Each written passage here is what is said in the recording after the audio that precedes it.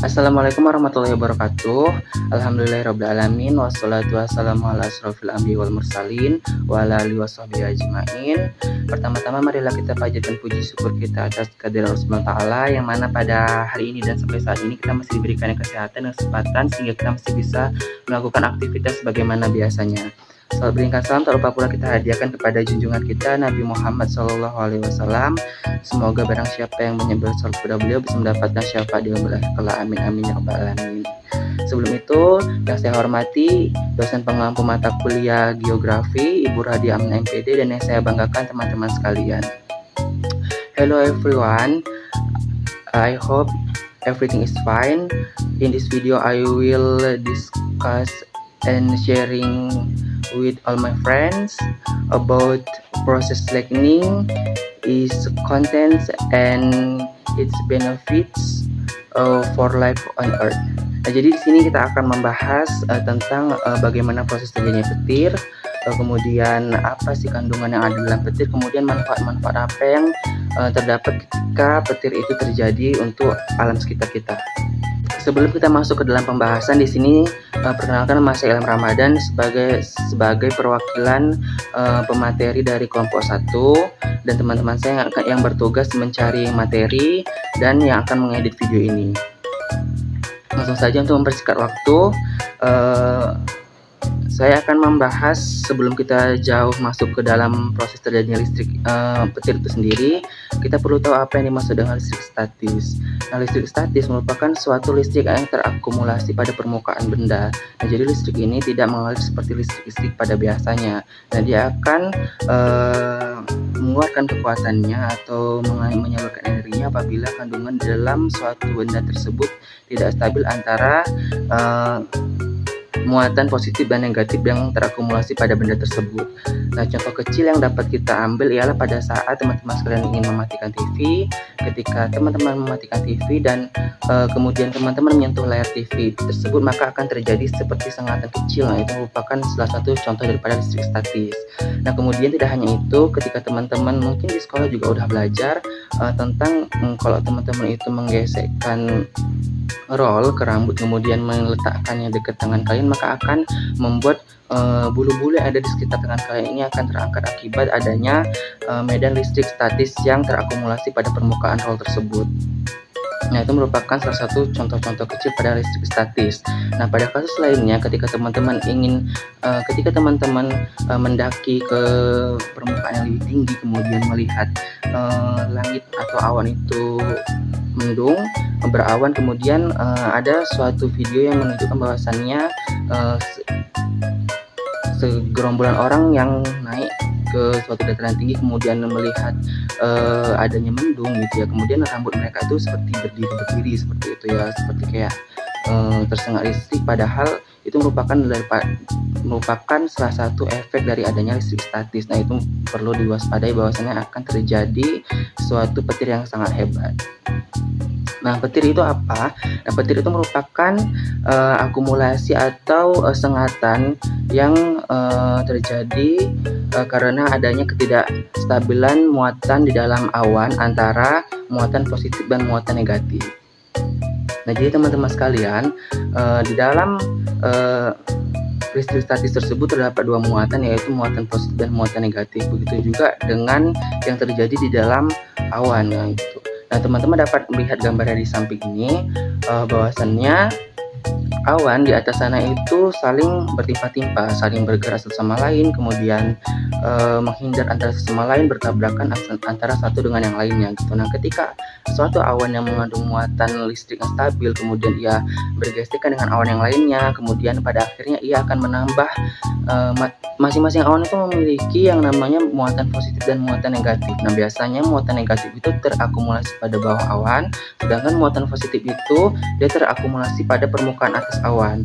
Nah, jika awan yang ada di bawahnya ini saling bergesekan, nah kemudian berpindahlah muatan negatif awan yang di atas kepada awan yang di bawahnya, sehingga awan di bawahnya tersebut memiliki kandungan muatan negatif yang lebih tinggi.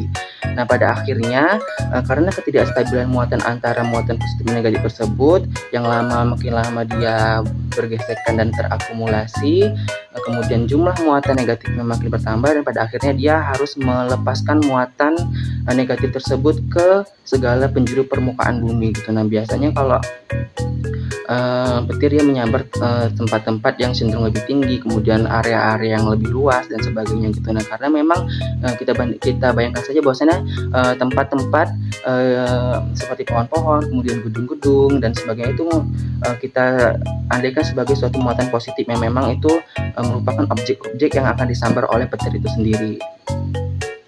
Nah, kemudian apa sih kandungan-kandungan yang terdapat dalam petir itu sendiri?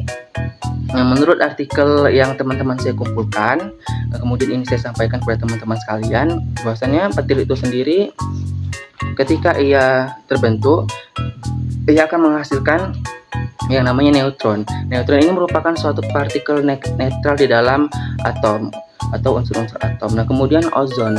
Nah, akibat dari adanya reaksi kimia, reaksi kelistrikan yang ditimbulkan oleh petir itu tadi, ia akan menimbulkan atau menciptakan yang namanya partikel-partikel ozon di lapisan troposfer kita.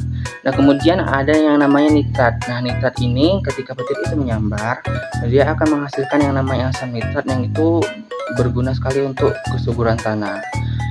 Nah, kemudian manfaatnya untuk kehidupan apa sih? Manfaatnya untuk kehidupan itu yang pertama, petir itu ia akan menghasilkan partikel-partikel ozon yang tentunya bisa membantu mempertebal lapisan ozon. Memang tidak signifikan, tapi keberadaan lapisan ozon di troposfer itu malah akan menyebabkan keracunan pada makhluk hidup. Tidak kepada makhluk hidup seperti kita manusia, namun kepada seperti tumbuhan dan sebagainya yang mana akibat daripada reaksi partikel ozon tersebut terhadap tumbuhan mampu membuat mutasi terhadap tumbuhan tersebut gitu. Jadi mutasinya itu dia tidak karbohidrat yang diserap daripada tumbuhan tersebut, dia akan terakumulasi pada daun-daun tumbuhan gitu. Jadi daunnya itu bertambah banyak, sedangkan akar dan batangnya itu tidak menjadi kuat akibat dia menyerap daripada partikel-partikel ozon tersebut, sehingga bisa menyebabkan gagal panen dan sebagainya. Itu merupakan salah satu reaksi daripada adanya partikel-partikel ozon di dalam lapisan troposfer tadi.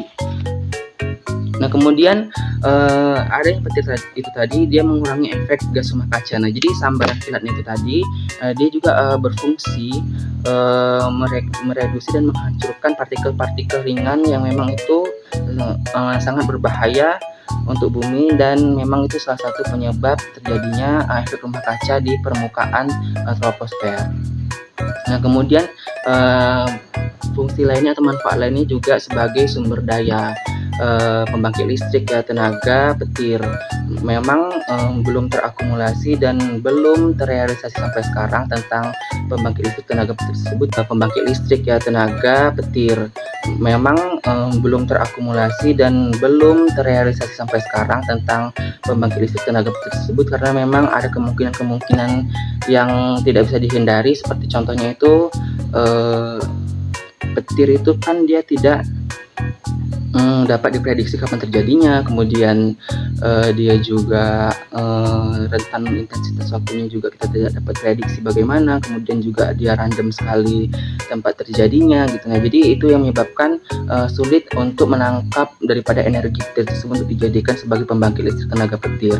Nah, kemudian petir juga bermanfaat sebagai pembunuh bakteri-bakteri dan virus-virus yang ada di dalam di lapisan troposfer atau lapisan udara kita. Nah, jadi virus itu akan mati terkena panasnya listrik petir itu tadi, karena memang seperti yang kita ketahui bahwasanya organisme-organisme kecil seperti virus dan bakteri itu akan mati dalam radius yang memang relatif tinggi. Nah, jadi itu yang menyebabkan bahwasanya petir itu juga mampu membunuh kuman dan bakteri serta virus-virus yang ada di dalam udara yang kita hirup sehari-hari.